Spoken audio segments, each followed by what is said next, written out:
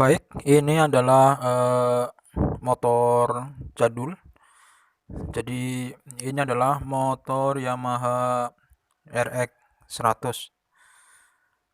Motor ini sudah cukup lama tidak ngaspal lagi, dan rencana saya pengen perbaiki, tapi saya juga perlu masukan atau ide dari teman-teman. Barangkali ada ide untuk perbaikan motor jadul ini.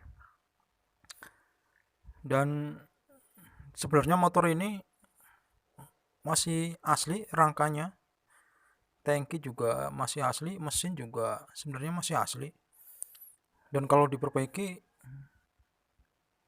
kelihatannya masih bisa dan masih punya nilai, jadi mungkin bisa dipakai untuk keperluan sehari-hari.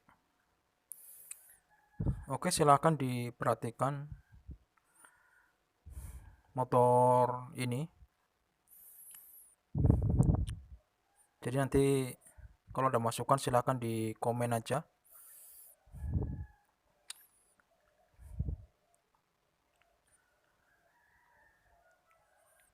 Oke, jadi ada beberapa yang partnya mungkin sudah tidak ada, jadi kayak karburator itu juga sudah tidak tahu kemana rimbanya.